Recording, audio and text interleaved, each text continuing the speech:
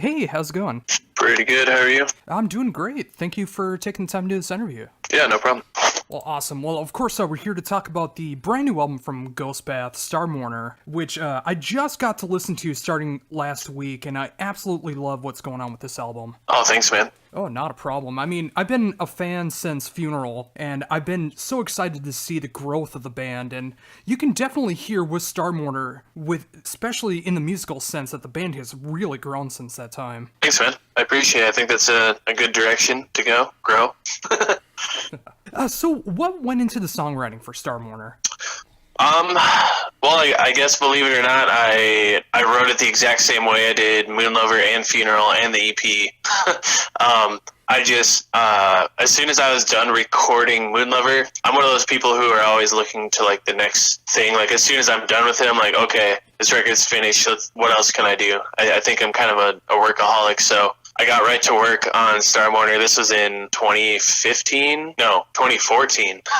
And basically, I just sit on the computer with my guitar whenever I'm in the mood, and then I'll record it that way, just with software on my guitar. And then basically, I'll write the whole song in maybe a 5-hour single session, and then I don't know. I write it pretty fast, so I'd say like maybe a week, a little longer than a week altogether, but not in a row. Just overall to write Star Mourner. And then when we went to the studio this time, the difference is I actually had our drummer play the drums and our bass player play the bass, and then I had the other guitar players come in and sort of produce, give ideas, and play a couple of riffs here and there. Oh, that's incredible. I mean, it definitely sounds like the songs on the album do have some trying to find the right words to a little bit of a legacy to it, because it does sound very mature in its sound, and it does make sense that the writing was already taking place back a few years ago, because these songs are really strong, and it does just have that longevity to it. Cool. Yeah.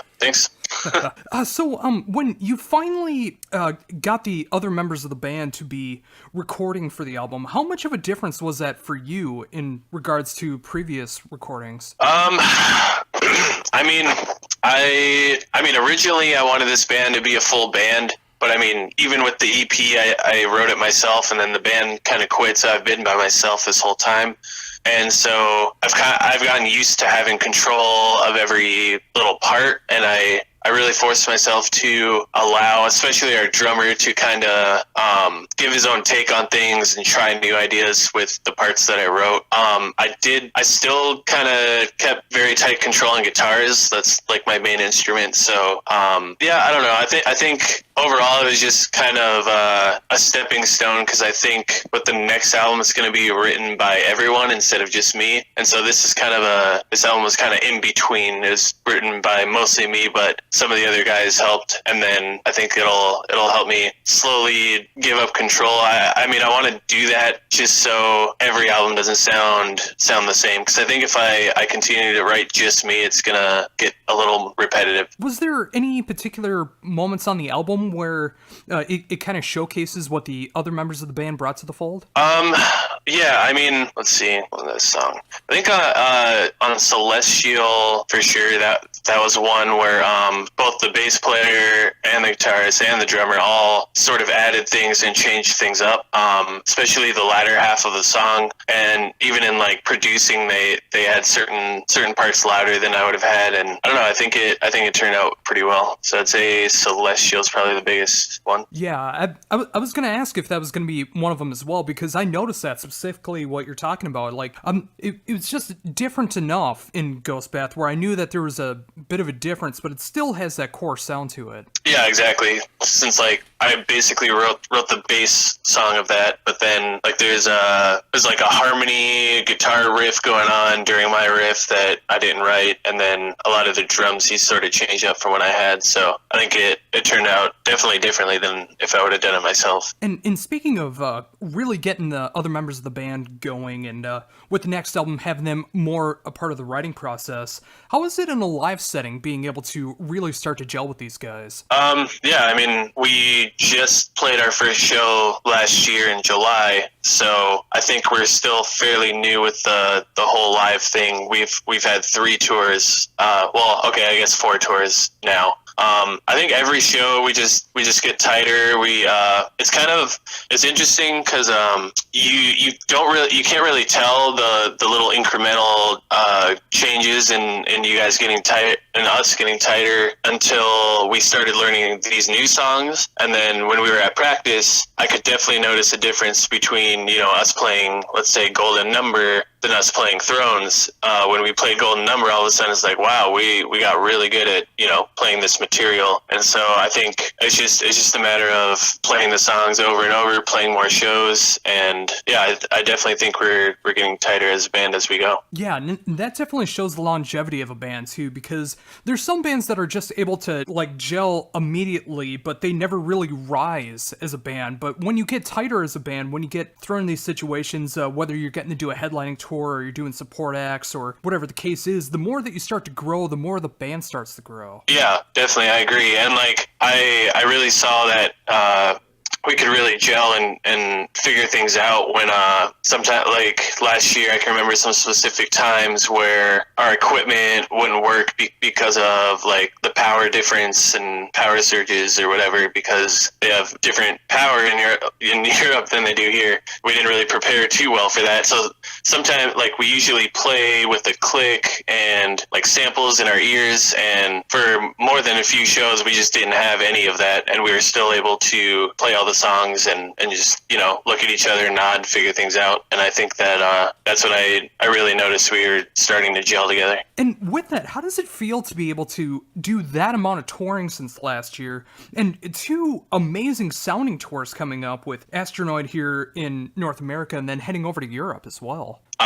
It's basically just a dream come true, I guess. I've been playing guitar, 14, 15 years, basically working towards this, so I'm just enjoying every minute of it. So, obviously with the back catalog having some lengthy songs to it, and with Star Mourner, they're a little bit shorter than some of the songs have been in the past. How hard is it to come up with a set list? I mean, is it a static set list that you guys go with, or do you change it up, or how does that go?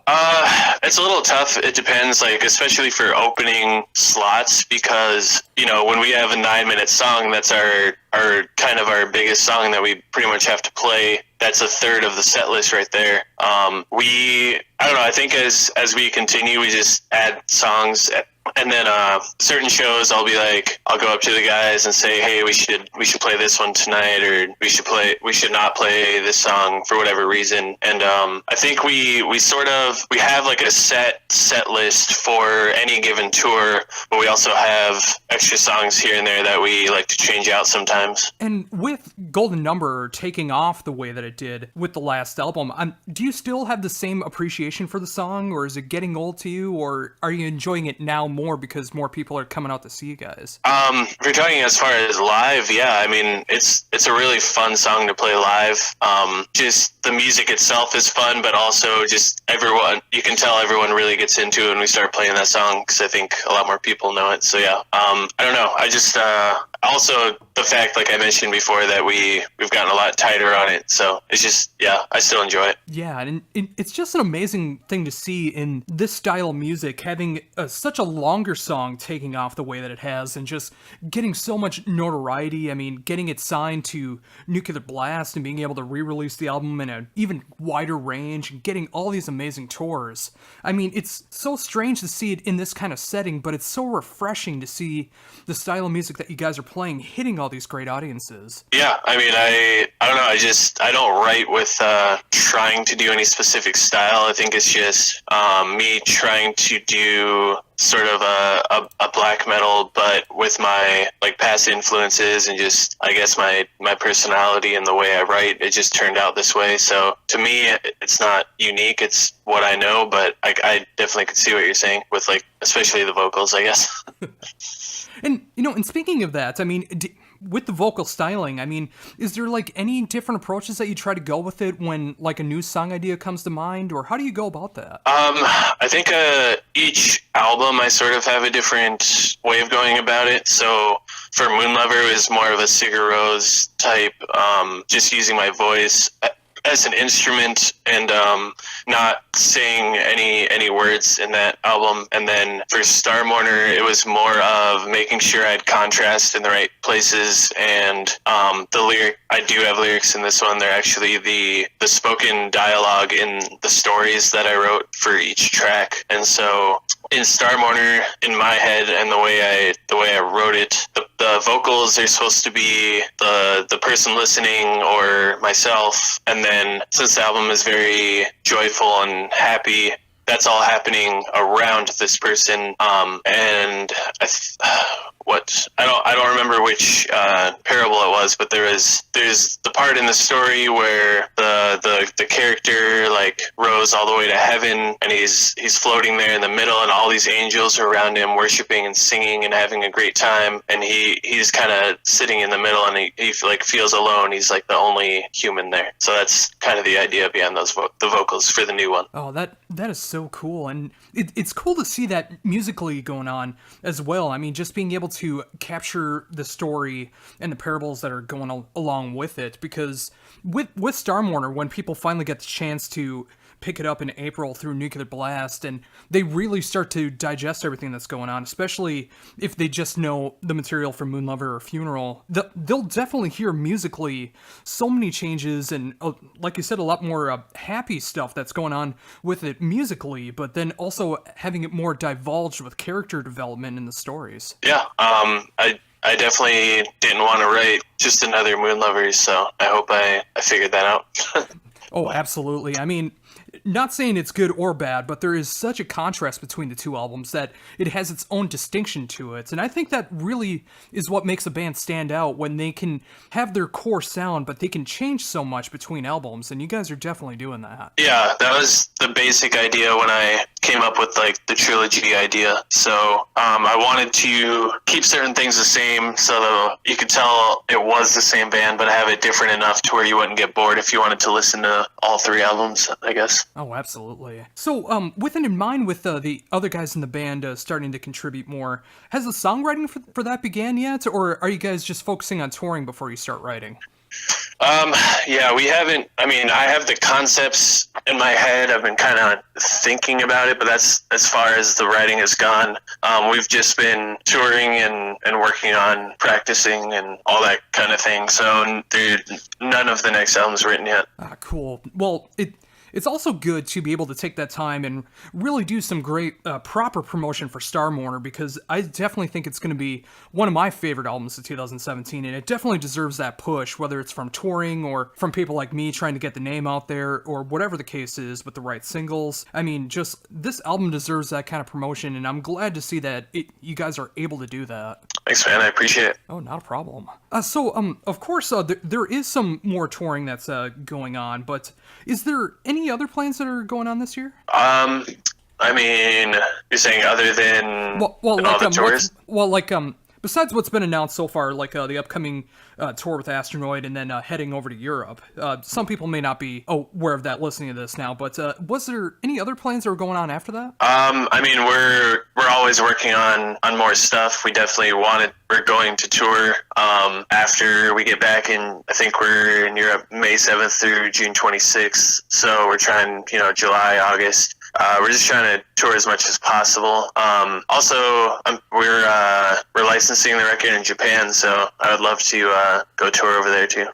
Oh, I definitely think that over in Japan that you guys would have an amazing fan base over there. I mean, they have such an appreciation for metal that I really think that you guys would be huge over there. Oh, I certainly hope so. I went over there in 2015 for like a month, and I loved it, so that'd be really cool. Oh, definitely.